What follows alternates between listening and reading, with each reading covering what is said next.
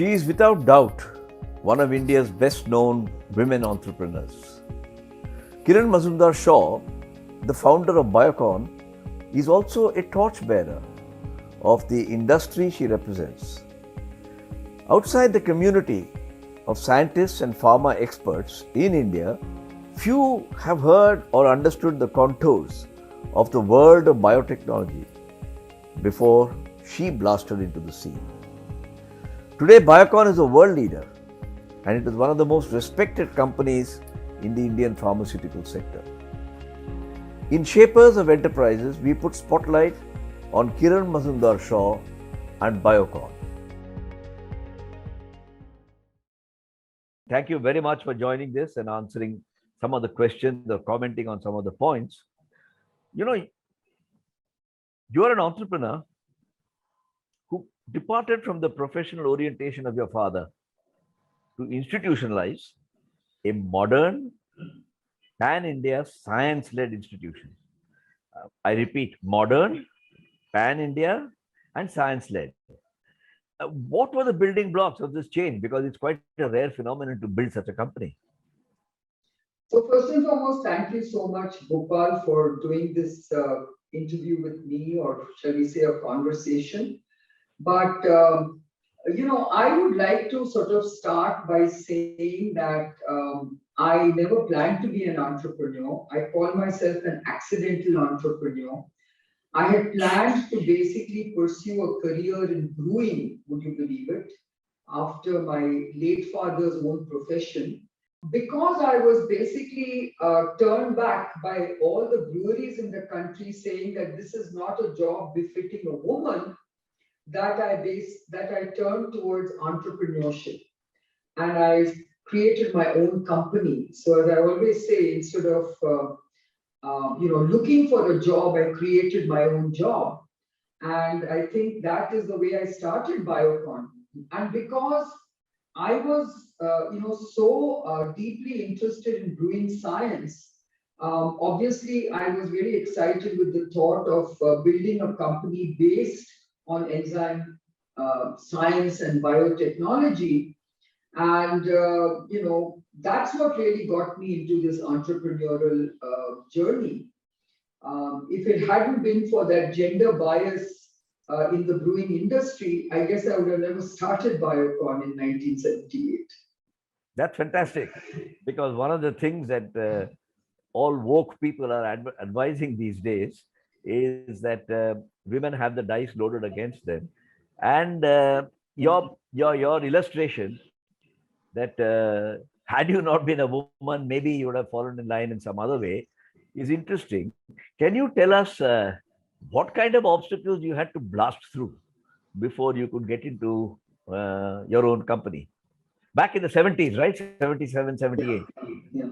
So, first and foremost, Gopal, I came back from Australia. In fact, I was the only woman in my brewing program. So even there was a natural gender bias because women didn't want to really pursue brewing as a career.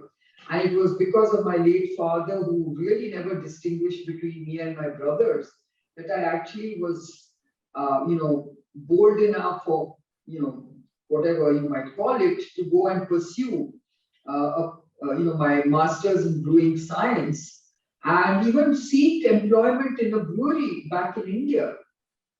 So I think that was thanks to my late father. But I really encountered a huge amount of gender bias when it came to finding a job in the brewing industry. And as I said, it was that which really caused me to, create my own company, Biocon, in 1978, which again happened because of an accidental encounter with an Irish biotech entrepreneur who invited me to partner him and start up Biocon to develop and produce enzymes. Now, because it was so related to the brewing industry and brewing science, and the whole brewing science is based on enzymes, I found that it was going to be quite an interesting opportunity for me. But believe me, it wasn't easy being a woman entrepreneur in 1978 either. There was a huge gender bias even within the entrepreneurial ecosystem. First and foremost, there was a huge bias towards young entrepreneurs. There was a huge bias towards tech entrepreneurs. The reason I say all this, Gopal, is because in 1978, it was at the height of the license Raj, if you remember. And India was a very under-resourced country. We were on the brink of going bankrupt, if you remember. And we had a huge fiscal challenge. Our foreign exchange reserves were really, really critically low, etc., etc. And here I was trying to set up a high-tech company in a very under-resourced license Raj, which was in itself quite a challenge. And on top of that, I was 25 years old. I was a young woman entrepreneur, and everything was stacked up against me, if you know what I mean. So I think I had a huge credibility, kind of mountain to overcome, because I just found that at a time when I was trying to start up my own company, most entrepreneurs were retired, sort of individuals who were trying to set up ancillary companies for their large companies from which they had retired. And they had a lot of good hands-on experience over decades. And therefore, most banks and any kind of financial investor was quite happy to invest in experienced gray-haired entrepreneurs, not in a bit of a young 25-year-old woman entrepreneur who was trying to start up a biotech company, which they didn't understand at all. So I had a huge number of credibility challenges to overcome. I was considered high risk in every sense of the word. I had no business capital to invest. If you remember, even in those days, the entrepreneurs had capital to invest through their savings or whatever they had done. They had collateral to offer because they had their own homes or whatever. I had nothing to offer. I just had a great idea, a lot of conviction, and 10,000 rupees in the bank. I don't think that gave any comfort to any bank, because those were not the days of venture capital. It was about debt financing. I was trying to approach banks to give me a credit line and a term loan. And they just felt I was too high risk. I was inexperienced. I was trying to build a biotech company, which they didn't understand what it was all about. They felt that I didn't have my own capital. There was no capital security to offer. And they felt I was too inexperienced. So all in all, I think I was considered high risk, and I found it very, very difficult to start my company in 1978. But I always found in my entrepreneurial journey that some unexpected door opens somewhere, and then it changes the course of your destiny. So in my case, it was this manager of Canara Bank who basically was having a casual conversation with me, and realized that I was really, really going through some tough challenges. And he got very excited with what I was trying to do, and he said, "Let me try and help you." And he was the first one who gave me that very important credit line, all of 3 lakhs in those days. And that got me started. And that also gave me the confidence that, I could actually convince a banker to, lend at risk. So I think that was the first real sort of sense of confidence that I got from that credit line. And thereafter, of course, I had to obtain a term loan from the Karnataka State Financial Corporation. That also was, something I really appreciated, because I had to really, really go through a grilling interview before which,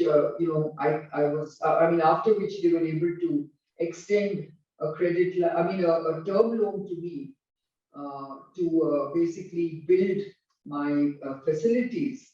And as they say, after that, of course, I found it much easier to build my own credibility. But those were tough times. And then, of course, I couldn't get people to work for me, because, again, working for a woman was considered pretty risky. They felt that I couldn't provide job security. And so that was again another big challenge. I had to hire two retired tractor mechanics because that was all I could find in terms of getting people to work for me, because they needed some income. They were willing to take up any job, and they were the only ones who felt that working for a woman was not an option. So it was not an option they could be choosy about.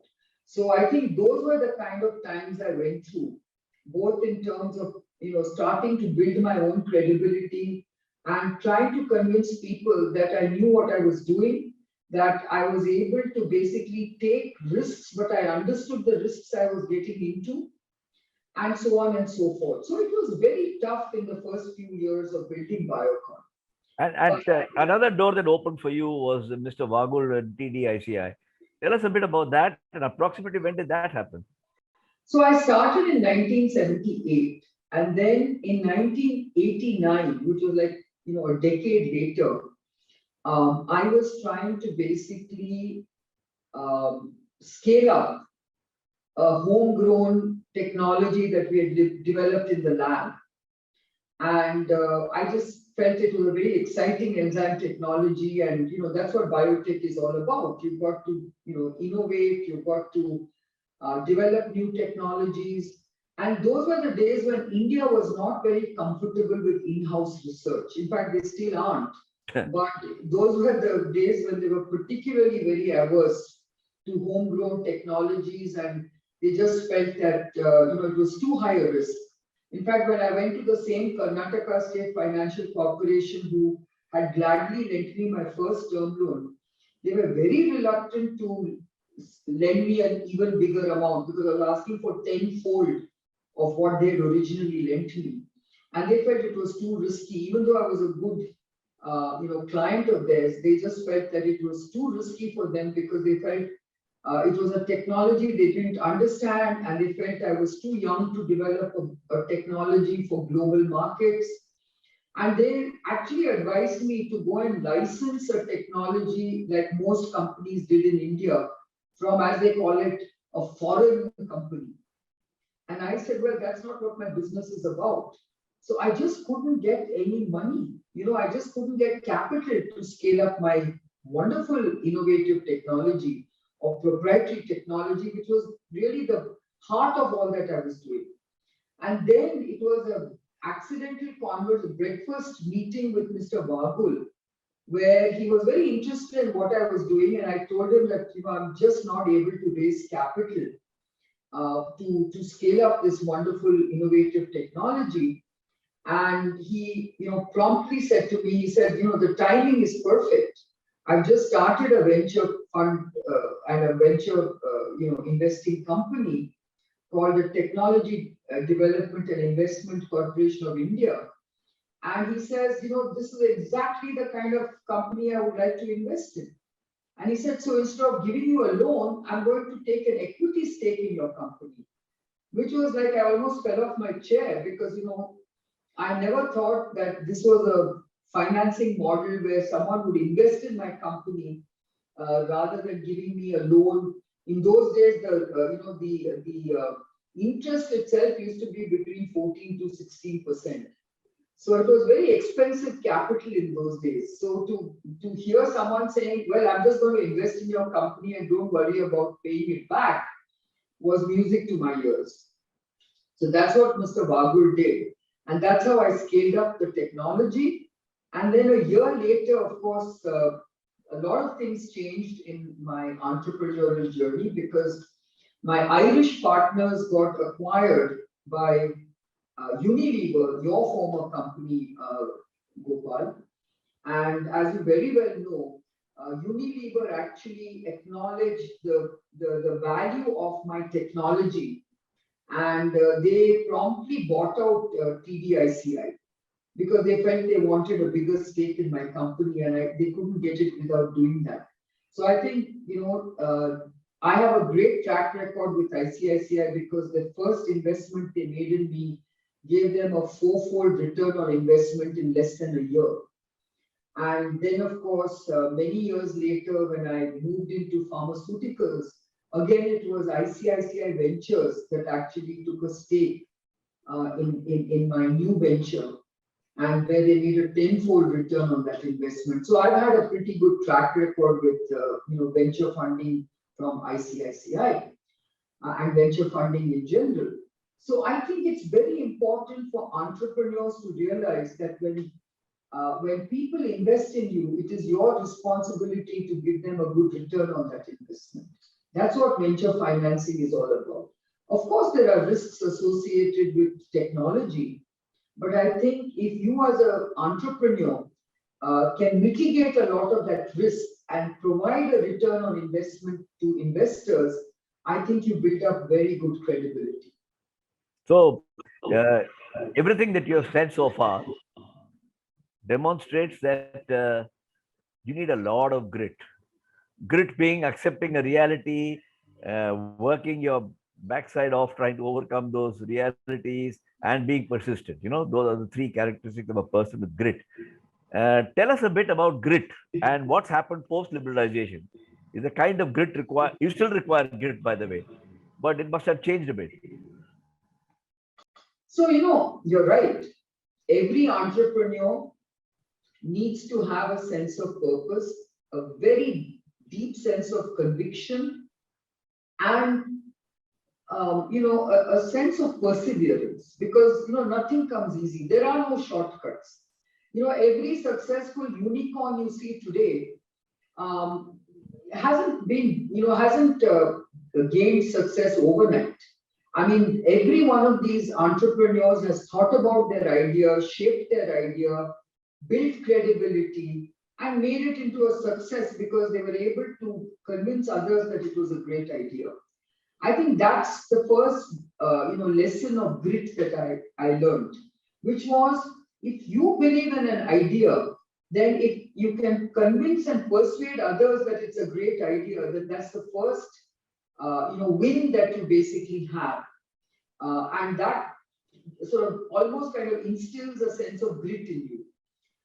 Then comes the next thing, which is about really translating that idea into a business. And once you do that and you make your first sale, I remember when I made my first export, the huge sense of achievement that I got was something I'll never forget. And I think that's what most entrepreneurs get very kick with. I mean, they really get very, very self motivated by their first sale or their first big contract or whatever it is. I think that's what you really need to do to convince yourself that you have started on your journey in a very, very positive way. So I think for me, it was really about translating that idea into a business, into substance, and into, of course, a sale. So that was the sort of sense of grit I had in those days. And as you very rightly said, India was in a very different situation because there was very difficult access to capital. We were under-resourced. So I remember when I was trying to build my factory, there was a cement shortage, a steel shortage, and a capital shortage. So, I had to deal with all that, and it was quite tough. But, you, as an entrepreneur, you're very determined and you want to succeed. So, I think you're willing to put up with all those challenges and find ways, and that's what makes you resourceful. That's what makes you resilient, and that's what helps you to be persevering. So, And Kiran, did saying all this that you have said, which seems to be very valid, how long did it take you to start showing a small profit? Or were you one of those companies that kept making losses for 20 years? No. In fact, I was in the fortunate situation of being profitable in year one. Really? Even though it was a tiny profit, but still, that was a great feeling to know that even in year one, I generated a small profit. So I was not today's entrepreneur who doesn't think much of making huge losses. But I was the one who basically, believes a lot in running a profitable business with very low debt. I'm very averse to leveraging at a very high level. So I'm a bit conservative and cautious. I don't like to over leverage the company. I like to, work well within the debt ratios that are permissible. And I like to really focus on profits. So, what I learned in Unilever and in Tata's is that while once they've done something, they look like Rambo guys. Having been inside, I know that by and large, one exception or the other apart, both Unilever and Tata are fairly conservative. Now, you're the third person who's telling me that I'm a bit conservative in these matters. What would you say to a 28, 30-year-old yuppie who comes and says, Madam, give me your advice on this point about profitability and making losses for first 20 years. One of the IPOs has even said they don't know when they'll make a profit, and yet they've had an IPO. Well, I think today's business model is so different, Gopal, that I don't think either of us can give advice to young entrepreneurs.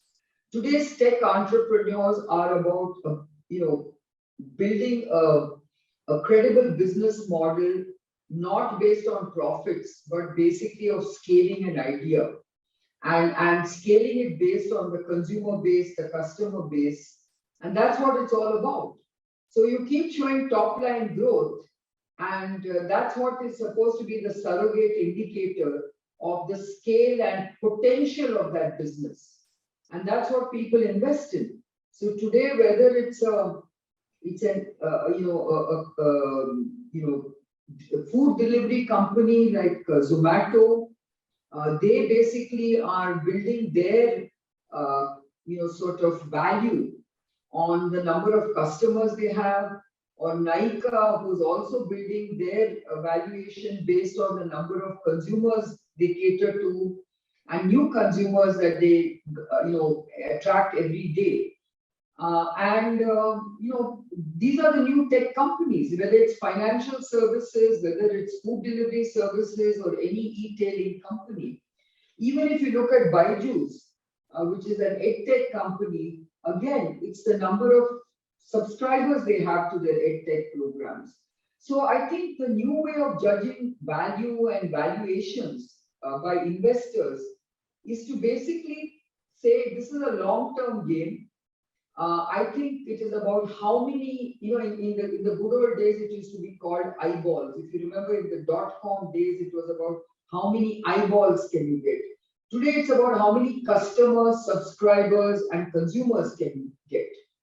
And I think they hope that one day you can turn hugely profitable because now your business is so large in terms of your consumer base and your customer base that you can quickly turn it around through whatever business you can, build. So, Kiran, if you were put on a platform to tell Indian companies, now I'm not talking of startups, the older companies, why it is essential to get research orientation, because as you said in passing and something I agree with, it's very tough to make Indian companies do any research. It just seems like a huge effort and waste of money from their point of view. How would you advise them? So first and foremost, I've always believed, Gopal, that innovation, which is really relies a lot on research in our kind of industry, is the only way to get non-linear growth. If you're just a Me Too company imitating another business model or some other kind of some other person's business, then I think you will not be able to basically break apart from the crowd. You will not be able to get non-linear growth. You'll probably be able to just get incremental growth. Nothing wrong with that. But if you really want to, get into a different orbit or a trajectory of growth, it has to be based on innovation. Because that's where you can lead. That's where you can basically dictate your own business fundamentals in terms of the business you're shaping. And that's why I think research is very important. In our kind of business, we know that when you develop a new molecule, you are not referencing any existing molecule.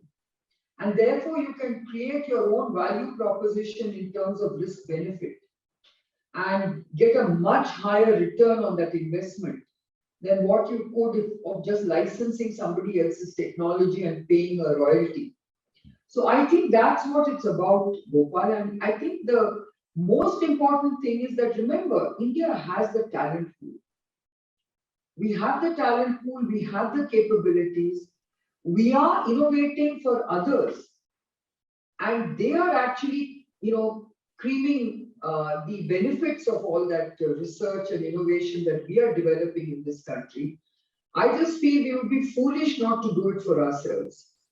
And that's why I've always kind of requested the government to come up with research linked incentives rather than just production linked incentives. So that mindset has to change. Everything is about production, production, production, which is very important because we are becoming like the factory of the world after the sort of new recent sort of alienation of China, let's put it, from the manufacturing ecosystem. But having said that, I think the only way you can add value is through innovation. We can see that in our own industry, whilst we account for 30 to 40% of the generic industry by volume, okay, in the global pharmaceutical market, we only account for less than 6% of the value of the generics market. So you can see that this is a terrible, financial return for a country like ours, which has when you say we, you don't mean Biocon, you mean the Indian pharma industry. I mean the Indian pharmaceutical industry. Right. Which has it so skewed that you are the pharmacy of the world in terms of volume, but by value, you're a minuscule part of that pharmacy. So, you have built I know you'll cringe when I say an empire, if I may use the word, which is valued today at, I don't know, $10 billion, $8 billion, somewhere in that region, and with a very good return ahead of the cost of capital. So everything is attractive about what you have done. And the question that I want to ask you is, in doing this, one of the things you did, which to me struck me as an extremely bold and, if I may say so, risky thing to do at that time. You had specialized in solid state technology, and then you sort of jumped out of that swimming pool into the next swimming pool on the basis that that's a much bigger pond. Now, most people are very reluctant to give up what they started with. Hindustan Lever is very reluctant to give up Dalda. Tatas are very reluctant to give up Tata Motors or steel. And that's understandable. Azim Premji was very reluctant to give up Vanaspati, which is what he started his company with. How did you come to this bold conclusion and make a success of it? I think the fact that I was a scientist, I'm very experimental by nature. I like to experiment with new businesses, new models, challenge the status quo, keep leveraging technology to a more exciting area.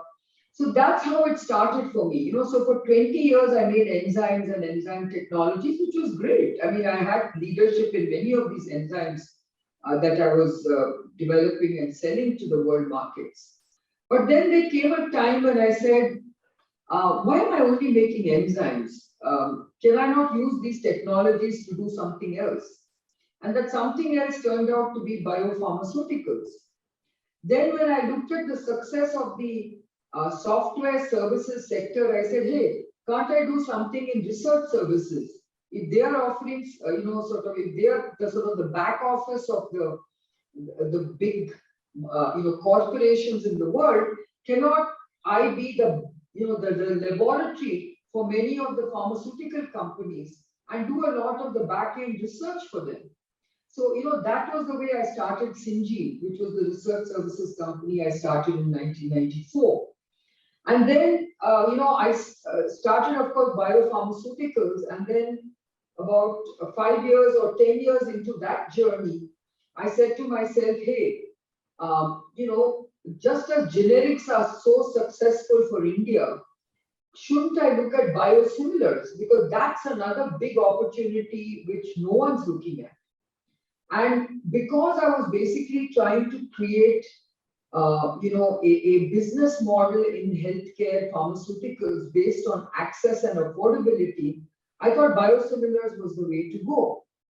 So I think that's why I got into biosimilars and started building a new business where I wanted to play in global markets. Unlike many of the Indian companies who also tried to do that, but said, no, our market is only India and maybe some of the developing world countries. And I said, no, I want to play in the big league. Because unless I play in the big league, I cannot build that credibility for myself. I've always wanted to change India's profile in the pharmaceutical business by saying we are capable of very, very complex pharmaceutical development. We are capable of very high global quality, and we are capable of producing all this at global scale. So that's what I was trying to do when I got into biosimilars. So I think that's why I've always looked at the business, whether it was enzymes, I was a global player. Whether it's biopharmaceuticals, I'm a global player. Whether it's research services, I'm a global player. I think when you're a global player, I'm sure, Gopal, it will resonate with you, that you basically tend to, conform to global benchmarks and global best practices. And to me, that's really the way I wanted to build my organization. You actually launched, I think you've already launched or about to launch, I'm not terribly sure, 3 biosimilar in the US. And you got a partnership with Mylan, which will take its own course of relationship. What did it feel like when you got your first biosimilar approved in the US? An Indian company getting something approved in a very sensitive industry, Pharma is not exactly like auto component or something else.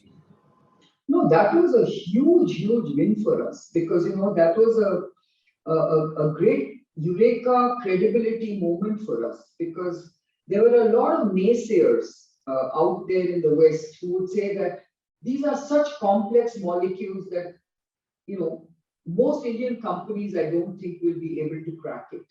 That was the kind of messaging that was going out in the global markets.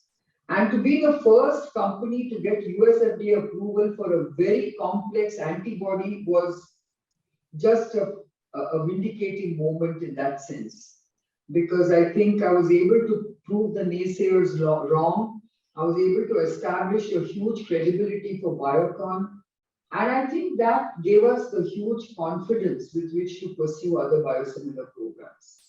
So I understand, I hope I'm right in my statement, that you will offer these products at about 20% of the cost of their similars. But this is a biosimilar and is going to replace some other product. Is that about right? And well, right now, obviously, when you enter the markets of US, which is a very, very attractive market, you don't want to, make it a cost competitive game. So I think initially, of course, you will get to a price point which is attractive, which is of course lower than the innovator, but you still want to get as much as you can. But over time, of course, it gives you the competitive edge to compete with anyone on a price basis. Whilst we try to kind of get an optimal pricing in Western markets, the same products, of course, are being sold at very affordable prices, like in countries like India, for instance. Where we are selling the product at a tenth of what it used to cost patients in India.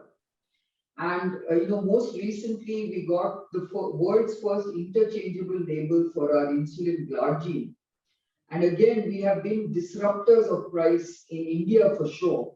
And now we will be disruptors in global markets. So it's almost like a eureka moment in the sense of what C.K. Prasad used to say, bottom of the pyramid. I'm sure you didn't have C.K. Prasad's image in your mind when you pursued this path, but you have proven, at least one company which has proven that C.K. Prasad had a very valid point. You just got on to that sort of route of being bottom of the pyramid through your own research and solid skill base. So let me put it this way, Gopal. I think C.K. Prasad's model was very different to mine, for the simple reason that C.K. Prasad basically felt that the bottom of the pyramid had a huge, huge base. And if you could basically cater to that base at a very affordable price point, it was a huge business to be made. Now, in my case, obviously, healthcare is a little more complex because, Yes. the bottom of the pyramid lack access to healthcare. So what I'm trying to do is to help governments create universal healthcare systems which can cater to the broad needs of the masses. So whilst I don't directly cater to them, but indirectly I'm trying to disrupt. Yeah, I think that's a very valid point. You're not scratching people who are non-consumers because of price. Yeah. You're just offering better value to all consumers and helping to create an access for people.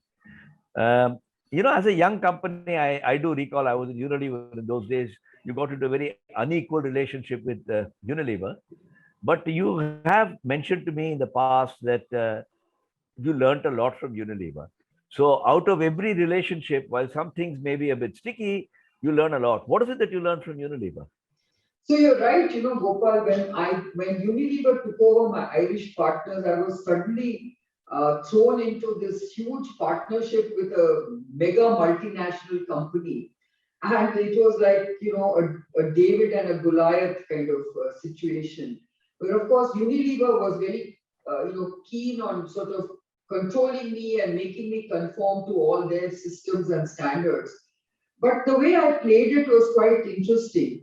I was very keen to absorb their best practices because I knew that as a large multinational, they had the best practices. I was an amateur. I was just learning. And I felt, wow, what better way to learn than to learn from such a big partner? So I very gladly asked them to share with me all their best practices. And I was very happy to conform to all their systems and best practices, which is what helped me to professionalize a lot and very rapidly so. But at the same time, I didn't want to be controlled by Unilever. And the shareholding prevented that control. So whilst I, sort of embraced and adopted all what Unilever wanted me to adopt, at the same time, I was doing my own thing. And I think Unilever did respect me for that. We had this mutual respect for each other. One thing Unilever did teach me, which I really treasure till today, was the value of patents. I was developing so many proprietary technologies, I was filing patents, but I really didn't know how much they were worth. It was Unilever who made me understand why it was important for them to buy that stake in Biocon and constantly try and have a controlling stake in Biocon because of the IP that I had created. And I didn't even know how much it was worth. I was just filing patents and just because I was so excited with all the great technologies we were developing. But I had not bothered to sit and value those patents. It was Unilever who helped me to value those patents and make me realize what it was all worth. And then that gave me a sense of IP and the whole understanding of intellectual property and the whole understanding that how do you monetize IP? Because when I finally sold my enzymes business, I didn't sell it on the basis of how much enzymes I was selling. I sold it on the basis of the IP I had created, and that got me the huge valuation that most people were surprised with. You've also emphasized a lot about, despite the difficulties you had in the beginning of attracting anybody to join you when you were a garage startup. Subsequently, you have acquired a phenomenally talented group of senior executives. Tell us a bit about what startups can learn from your experience. Tell us your experience, and the startups can pick up their lessons from that. So I think startups are quite smart, Gopal. I think, basically when they get an idea, if they start attracting capital, I think a lot of young people start realizing that this entrepreneur is onto something. And then it's, of course, a natural magnet that a lot of good techies want to join such companies. So in my case, obviously I was starting this very interesting biotech company and I was able to attract a lot of young engineers from IIT and then of course MIT and many of the young people who are very excited with what I was doing. So I think entrepreneurs have to be inspirational. Entrepreneurs have to give that sense of purpose and uh, commitment and conviction into what they're doing. And the moment you're able to share your entrepreneurial business model or your idea with like-minded people, I think you can actually attract a lot of good talent. That's what I've been able to do. You've got to spend time with intelligent people, with good scientists, engineers, techies, you name it. And you've got to tell your story. You've got to infect them with your enthusiasm. And if you can do that, I think you can attract very good talent because it's not about the money. It's about, I got the best of talent because I told them this was about building a company that was going to create history. And when you sell that kind of story that join me in creating some history for our country, I think that tells a very different story. And it's not about the money. It's about being a part of something that's very exciting, something that's pioneering, something that's going to make a difference, and something that's going to really, really even, build their own stature. So, I don't think you had any significant attrition. Some people must have joined and left, but by and large, your team has been with you, your senior team particularly, as I have known it. Uh, that's part of the reason is that you have sold them the idea that you're creating an institution and this is not just about money. Would that be a right Yeah. assumption or is it a big difference? Absolutely, absolutely, Gopal. It's the same for many, many of the the tech companies in Bangalore. If you think about it, whether it is Infosys and its co-founders, who stayed with the company forever, whether it's me and my founding team, I would like to call them that, who have stayed with me and stayed the course, or it's any of these first generation entrepreneurs who have had their founding teams who believed in what they were doing and they all built it together. So it's this business of I haven't built Biocon on my own. I built it with my founding team. And that's a very clear message that all startups must remember. No single individual builds companies. It is teams that build company, and the founding team has to be very strong, has to be purpose-led, and has to basically believe in what they're doing. And so occasionally we hear a story of some entrepreneur nowadays, modern entrepreneurs who acts like a lalaji and kicks people around. You're saying things like decentralization and empowerment have to start from day one. Absolutely. I've always believed in empowering and enabling people. And one of the things I've always said, people have asked me about what is my work culture. And I always say that, I always believe in creating a problem solving work culture. So what I do is I throw challenges at people, especially my leadership team, and I say, hey, listen, you've got to solve this problem. You've got to overcome this challenge. That's what will build leadership qualities in you. And I think that's worked very well for me. It's somebody asked me a question, and I'm going to put that question to you, which is people are impatient to get people, meaning senior people, the leadership, are impatient to get results. They want a problem solved and they want to thoroughly test it and then get ahead. And in the process of pushing their team, they sometimes rub them up. And I said, listen, it's an aberration once in a while that will happen to any human being. But that's not the leader that I have great time for. Leaders are people who can carry his leaders so that they become leaders in turn. Would you agree with that? Absolutely. I always tell my leadership team, you've got to be a cricket coach. You know, your job is not to do the batting or do the bowling. Your job is to basically get your team to know how to bat well. Tell them what their mistakes are. Tell them how they can improve, and then let them show you how they can score. Ultimately, the team is all about winning, right? And good coaches help their teams to win. And good coaches are, in any sport, about managing a very, very, multifaceted team. Because you don't have a homogeneous team, right? Each one has its own set of skills. And that's what good leaders are all about. How do you get the best out of people? How do you get people to do their jobs in a way that wins? And that's what it's about. So I always tell people, leaders, you're coaches. You cannot be kind of, autocratic leaders that command and control style of management just doesn't work. So far we have talked about innovation, grit, we have talked about people power, and there's a last one I want to explore with you in the last few minutes, which is you seem to be really, really, if I may use the word in a positive way, hung up on governance. You lay a lot of emphasis to governance. Uh, why did that come to you, and how does it play out within Biocon in the board and so on? Yeah, you're right. I just believe that one of the very important hallmarks of great companies is to have a very fair and transparent governance structure. And I for one have always believed in high values of integrity, transparency, and disclosure. And I try to see how much I can adhere to those tenets. I think when you're in a business like ours, which is about saving lives, you have to be you have to display very high levels of ethics and integrity. I always say that, for me, a blockbuster drug is not about $1 billion, it's about serving 1 billion lives.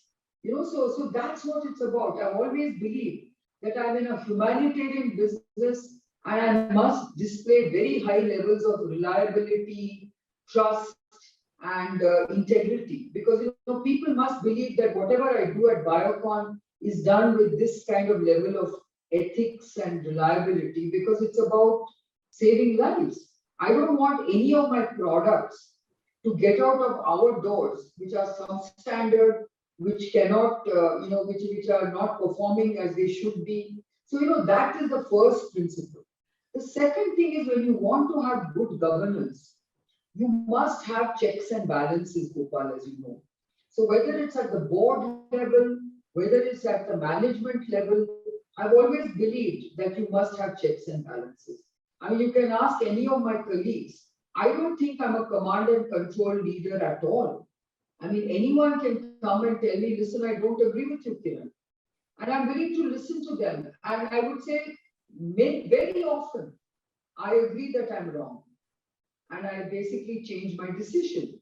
So I think that's a very important part of trust. When you have a leadership team that knows that your boss is a fair person. I've always wanted to be a fair leader, where I just don't do things because I'm biased or I have a certain opinion, but that I'm fair, that I give people a chance, that I allow people to fail and make mistakes. And I'm not going to basically say off with your head at the first mistake you make. I think those are my traits because I've just used common sense. That's me. That's the way I relate to people. And I think that has also engraved in me a very deep sense of governance because I think in anything we do, whether it's the way we govern our cities, there also I've taken a very strong, role in seeing how we govern our own cities better because we know there's so much corruption and opaqueness in the way we govern ourselves that I felt at least at the company level, I wanted to be a very high standard of governance. Very well said. Very well said. The fact that there is you have to be, your company has to be an island, if essential, without casting aspersions on public governance. But public governance also has a lot to learn from good corporate governance. Kiran, that's fabulous, and you've given a lot of advice to young entrepreneurs without being preachy about it. Just a last question: if you, since we are coming to India at 75 next year, if you were asked a question about something about business institution building, do you think India lacks that skill on a wide basis, and what is its importance? First and foremost, Gopal, I want to tell you that in the 75th year of India's independence, I think India is a very exciting country for young people. Okay. Do you really need to build business institutions in this day and age? I'm not sure. Because I think what you really need to build are credible businesses ethical businesses, and as you know, today is the time of ESG, environment, social governance. And I think that's what it's about. I mean, there are so many opportunities for young entrepreneurs to do good and make this world a better place. That's the excitement I'm thinking about. Yes, I think building institutions is great, but that often does not address a lot of the opportunities that are out there. We might have missed many of the opportunities as we try to build large, scalable businesses. Today's opportunity for young people is not about very large businesses. Today, people can build smaller businesses, but if they do it well, many of them can come together and create huge wealth for the country and for themselves. So I would like young people to understand that this is a very exciting time because digital disruption and in these new technologies have really changed the way we think about business, the way we think about wealth creation. But underlying all that has to be a sense of purpose, has to be a sense of ethics and values, and we must make sure that we do everything that makes things better. Wonderful. It's been a great pleasure, Kiran. I know my time is running out and I must let you get back to your work. But it's been a wonderful conversation and thank you so much for making this possible. Bini had this great idea, and while I was able to participate with it, you have done a great job in responding to the questions with so much spontaneity. Thank you very much. Thank you, Gopal, and thank you, Mini. All the best.